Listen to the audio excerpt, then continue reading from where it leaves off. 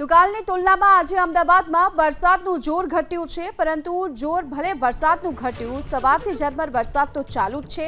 SG highway Prahlad Nagar ગુલાબ tower વિસ્તારમાં વરસાદ વરસ્યો છે। ઘાટલોડિયા સહિતના આસપાસના વિસ્તારોમાં પણ સતત વરસાદી માહોલ છે અને ઝરમર વરસાદ વરસી રહ્યો છે।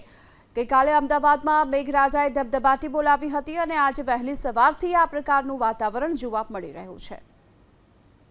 27 થી 28 તારીખ સુધીમાં જે મધ્યમથી ભારે વરસાદની આગાહી હતી, તેમાં ગઈકાલે જે વરસાદ પડ્યો ત્યારબાદ આજે પણ વહેલી સવારથી વાદળછાયું વાતાવરણ અને વરસાદી માહોલ છે। અત્યારે પણ અમદાવાદના અલગ અલગ વિસ્તારોમાં ઝરમર વરસાદ વરસી રહ્યો હોય તે પ્રકારના દ્રશ્યો સામે આવી રહ્યા છે। અમદાવાદના ગુલાબ ટાવર વિસ્તારના આ દ્રશ્યો છે કે જ્યાં હાલ મધ્યમ વરસાદ વરસી રહ્યો હોય તે પ્રકારની સ્થિતિ છે। વિઝિબિલિટી ઓછી છે, જેના કારણે ઘણા વાહન ચાલકોએ વાહનોની લાઇટ ચાલુ કરવી પડી।